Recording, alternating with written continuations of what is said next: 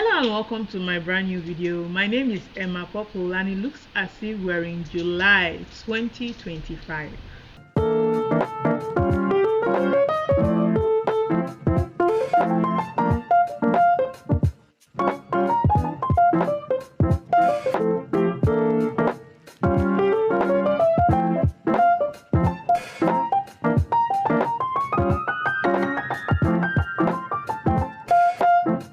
Every new month, it has become my tradition where I sit down and I turn on the camera and I start to recount everything that I went through in the previous month of my life. And it's a checkpoint where I sit down and review the things that I've learned and try to glean meaning, try to glean purpose out of everything that has been going on. And sometimes I share my goals, sometimes I share the achievements I had in the previous month, sometimes I just ramble on and on about stuff that has been in my mind. So we'll just see how it goes. But before I go into the content of this video, I'd like to let you know that I have written a blog post putting everything in a more organized manner. So if you prefer to read that version, I'll leave a link in the description. Starting from the very big achievement that I had in June 2025. Why I like these videos that I do is because I have the opportunity to look back and see the things that I was worried about 2-3 years ago. Like, I have the gift of retrospect, and I was looking back at my July post from 2023. And guess what I was talking about? Oh, I wish I can finish A Quest for Xylem by now. This book has been taking so long. Hopefully, by July, I will be able to achieve all that. But we from the future are just looking back at past and we are shaking our heads like, wow, if only you knew the things that were waiting for you and the hurdles you needed to climb over. But I'm so grateful that finally, I can finally say that I have reached the end of that journey. And I just want to show, I don't know, I'm gonna show it again. It feels good to celebrate a win, but I'm just going to show it again because it feels so good. It feels so good to have a goal and achieve something. Sometimes we have goals and life has other plans, but this time around God was so gracious, and I can say that I created this. All of this came from my head.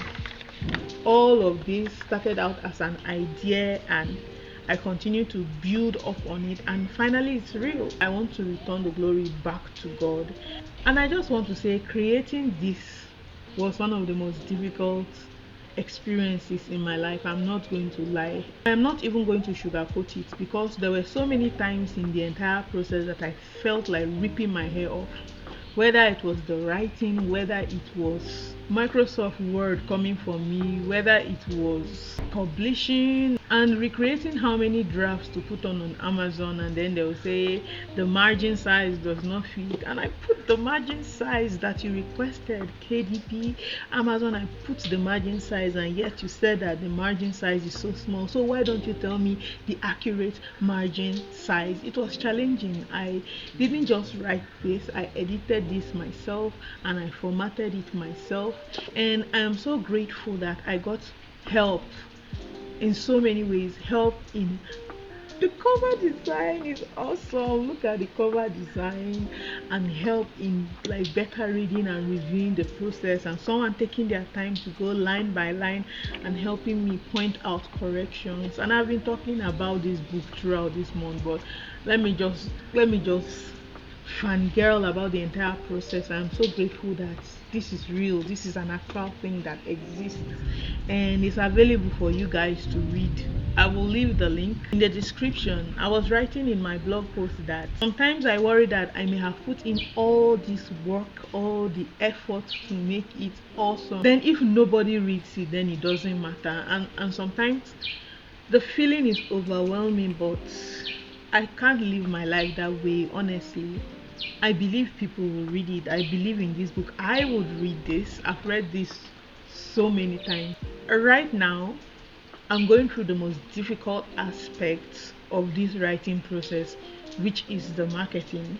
As you all know, I am self-published. There is no organization behind me, and it is me believing in an idea and pushing it to the forefront and hoping that anybody can grab onto it and benefit something out of it.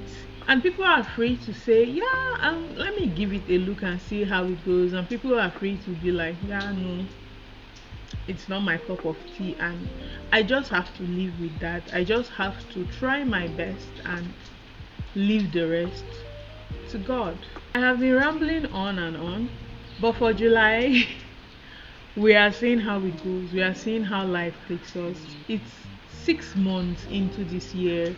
We have sliced 2025 in half. And I began this year by saying that I don't know what God has in store for me in this year. I am just sitting as an observer to see what He will do with my life. And obviously, He had wonderful plans with what I had just addressed. But looking forward, I think I'm going to continue with that trend. I don't know. But even in my ignorance, I think that I can sit and rest in the truth of His word, in the truth of who He is. I can do the best that I can. I can try to live life intentionally, honestly, and elevate Him high above every other thing in my life, high above achievements, high above my desires, high above the things I want. And I just put Him in His place and try to live life faithfully and let Him do what He can do. So, as I like to do, I like to share some Bible time with you guys, and I want to share a few verses. Firstly, from Romans chapter 3, verse 1 to 20. Then what advantage has the Jew? Or what is the value of circumcision? Much, in every way. To begin with, the Jews were entrusted with the oracles of God. What if some were unfaithful? Does their faithfulness nullify the faithfulness of God? By no means. Let God be true, though everyone were a liar, as it is written, that you may be justified in your words and prevail when you are judged. But if our unrighteousness serves to show the righteousness of God, what shall we say? That God is unrighteous to inflict wrath on us? I speak in a human way, by no means. For then how could God judge the world? But if through my lie God's truth abounds to His glory, why am I still being condemned as a sinner? And why not do evil that good may come? As some people slanderously charge us with saying, their condemnation is just. What then? Are we Jews any better off? No, not at all, for we have already charged that all, both Jews and Greek, are under sin, as it is written, no one is righteous, no, not one. No one understands, no one seeks for God. All have turned aside, together they have become worthless. No one does good, not even one. Their throat is an open grave. They use their tongues to deceive. The venom of asps is under their lips. Their mouth is full of curses and bitterness. Their feet are swift to shed blood. In their paths are ruin and misery, and the way of peace they have not known. There is no fear of God before their eyes. Now we know that whatever the law says, it speaks to those who are under the law, so that every mouth may be stopped and the whole world may be held accountable to God. For by works of the law, no human being will be justified in his sight, since through the law comes the knowledge of sin. That's a really long passage, but the emphasis here is the thing that I always talk about in my blog posts, in my writing, in my vlogs, and is the need for us to focus on the important thing.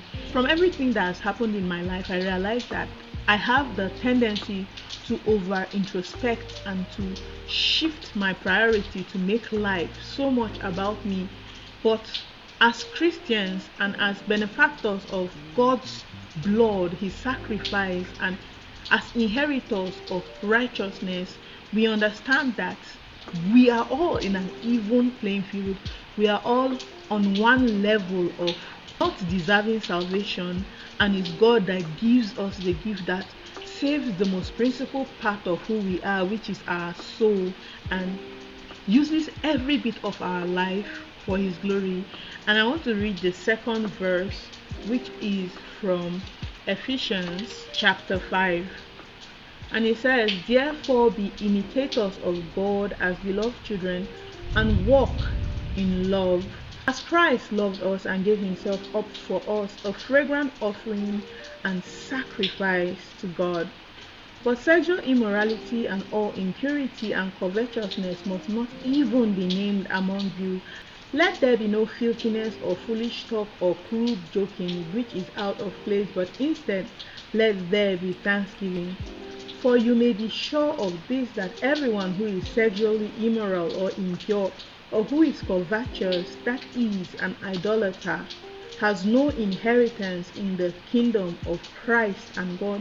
Let no one deceive you with empty words, for because of these things the wrath of God comes upon the souls of disobedience. Therefore, do not become partners with them, for at one time you were in darkness, now you are light in the Lord. Walk as children of light, for the fruit of light is found in all that is good and right and true, and try to discern what is pleasing to the Lord. Take no part in the unfruitful works of darkness, but instead expose them. For it is shameful even to speak of the things that they do in secret. But when anything is exposed by the light, it becomes visible. For anything that becomes visible is light. Therefore it says, awake, O sleeper, arise from the dead, and Christ will shine on you. I have exceeded my time for this video, but I just want to emphasize once again, as this verse says, that in everything there is a way that we can come hand in hand with the most important thing. And I feel like that's also the most important thing in the life of every Christian and every person in the world, is to continually turn our eyes to God and to see him as the source of grace, the source of our lives and our hope. But as I'm entering July 2025, and I'm hoping that you can do the same, that we can pursue the most important thing, that we can elevate Christ, his finished work, and the kind of life that he expects us to live, not to take part in fruits of unrighteousness, but to be children of the light in every respect. And on that note, I just want to say thank you very much for watching this video. If you are one of those who decided that buying a quest for Xylem would be something that I want, thank you. Please do that. It would make me super psyched. And that will be all for this video. Goodbye.